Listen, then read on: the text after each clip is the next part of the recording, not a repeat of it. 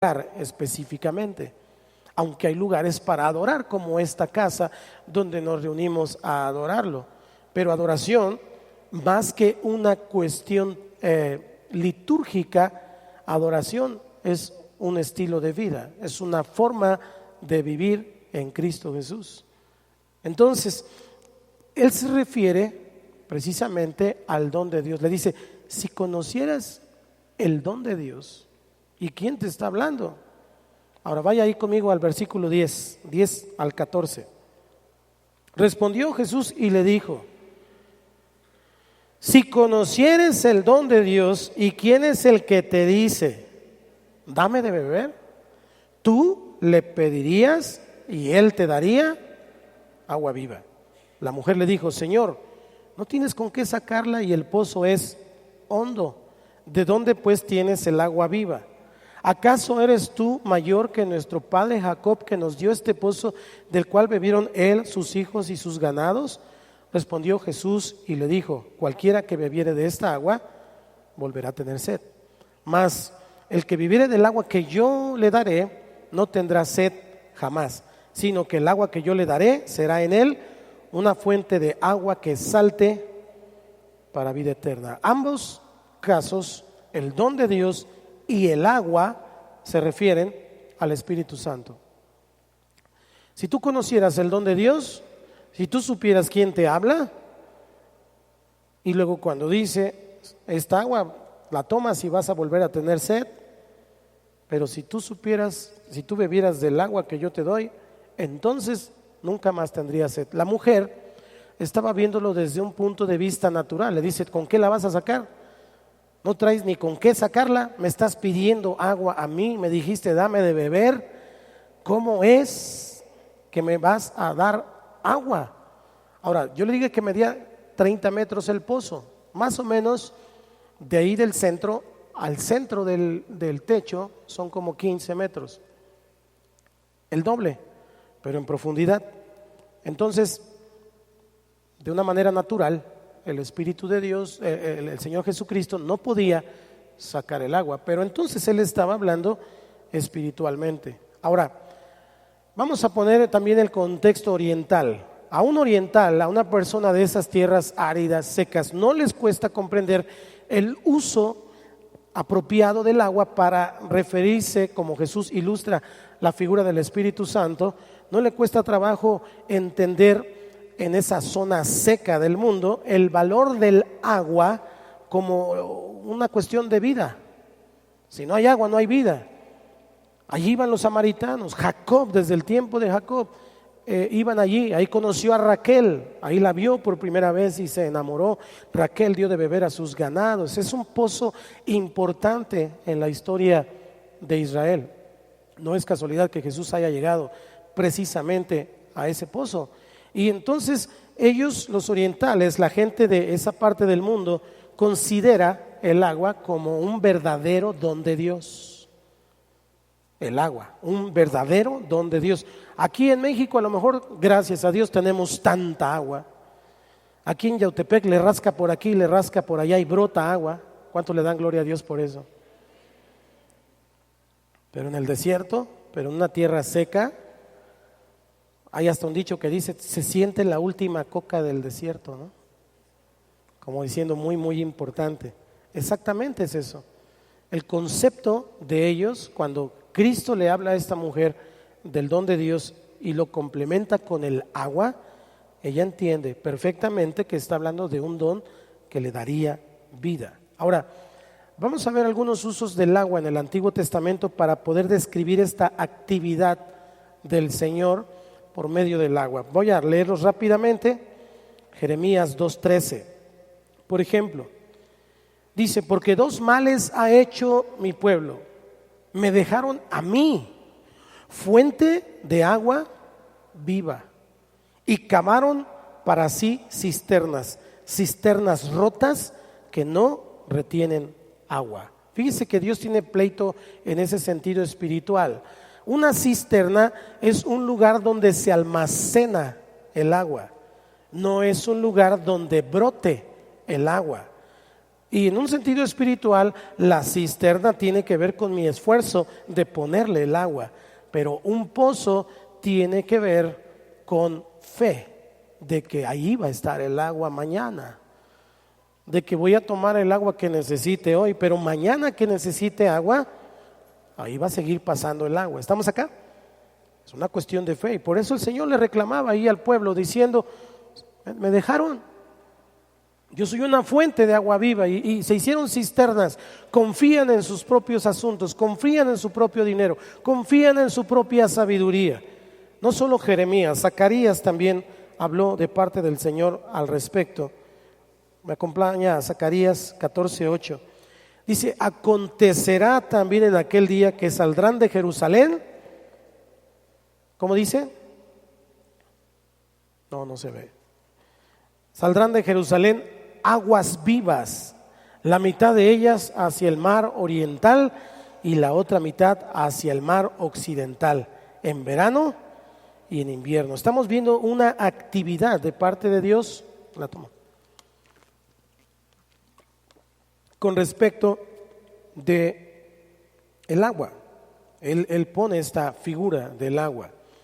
Ezequiel 47:9, cuando habla de ese río de Dios, también dice: y toda alma viviente que nadare por doquiera, que entrare en estos dos ríos, vivirá, y habrá muchísimos peces por haber entrado ellas allá, estas aguas, y recibirán sanidad, y vivirá todo lo que entrare en este río. Así que en el Antiguo Testamento, entonces, el agua era sinónimo de una actividad divina.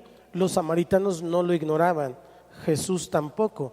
Por eso cuando están en el pozo y le dice: si tú bebes de esta agua que yo te voy a dar, nunca más vas a volver a tener sed, porque estaba entendiendo en el contexto cultural y de sequía que estaba hablando entonces de otro tipo de agua.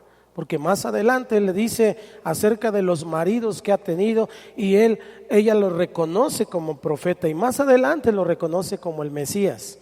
Así que entonces Jesús le va dando una revelación gradual. Diga conmigo: gradual. Se va revelando a esa samaritana como Dios, porque si usted termina de leer el pasaje en San Juan 4:24, a muy pocos Jesús, delante de los fariseos, nunca aceptó ser el Mesías, nunca. Pero delante de los gentiles y delante de algunos que tenían revelación, como Pedro y como esta samaritana, él aceptó públicamente ser el Mesías. No lo aceptó delante de los religiosos, pero sí lo aceptó delante de aquellos que tenían un corazón abierto para adorarlo. Y recibió adoración de algunos, como aquella mujer que trajo el perfume y se postró a sus pies. Y recibió adoración de esta samaritana. Y recibió adoración de Pedro ahí en el monte de la transfiguración, de Juan, de Andrés. Entonces, este pasaje es muy importante porque el contexto cultural y escritural hacía que la samaritana entendiera. Pero Jesús, en otra ocasión, en el Nuevo Testamento, también hace uso de esta terminología del agua cuando se dirige a la multitud que estaba reunida en el templo de Jerusalén para celebrar la fiesta de los tabernáculos. Acompáñenme a Juan 7:37 al 39.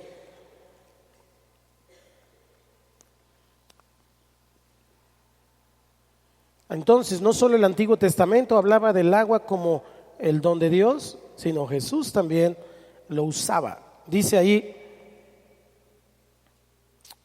en el último y gran día de la fiesta, Jesús se puso de pie y alzó la voz diciendo: si alguno tiene sed, venga a mí y beba. El que cree en mí, como dice la Escritura, de su interior correrán ríos de agua viva. Esto dijo del Espíritu que habían de recibir los que creyesen en él, pues aún no había venido el Espíritu Santo, porque no había sido aún glorificado. Este es un momento de celebración del pueblo. Ahorita le voy a decir cómo es que era esta celebración.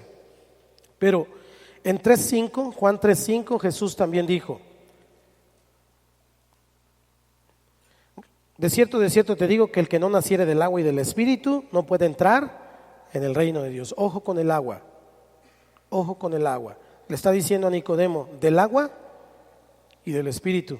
Y luego, versículo 38 del capítulo 7 de San Juan, el que cree en mí, como dice la Escritura, de su interior correrán ríos de agua viva.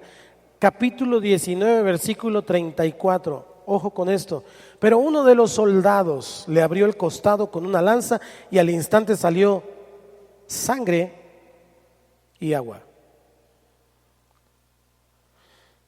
El agua es preeminentemente el Espíritu Santo en la Biblia, es el Espíritu Santo y es el único que da vida. Solamente el Espíritu Santo puede dar vida, porque incluso cuando encontramos en la palabra acerca de la letra, también dice que la letra mata, pero el Espíritu vivifica. Los judíos, aún con sus leyes, con sus ceremonias, con sus rituales, con la letra, perecieron,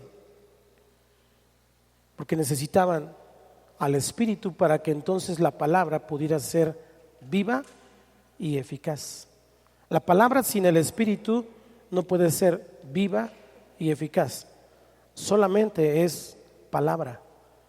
Y entonces es ahí donde nacen sectas, cuestiones torcidas, chuecas, a cristianismo chueco, situaciones que no tienen que ver con lo que el Espíritu de Dios dice. En esta casa, usted y yo preeminentemente honramos al Espíritu de Dios, porque es el Espíritu de Dios el que nos lleva a Cristo. Cristo es el único camino al Padre. Creemos en el ministerio presente del Espíritu Santo. Cristo vino a la tierra, murió por nosotros, dio su vida por nosotros en la cruz y ascendió y está sentado a la diestra del Padre, pero envió a su Espíritu para que a través de su Espíritu nosotros tengamos revelación, seamos redargüidos, la palabra nos penetre, la palabra nos haga efecto, porque si no, entonces la palabra sería algo así como un cereal sin leche, como algo que no es bueno, no es rico. Y si son maizoro, peor, más duros y más secos, ¿verdad? Bueno, es el Espíritu Santo. ¿Alguien puede decir bienvenido, Espíritu Santo?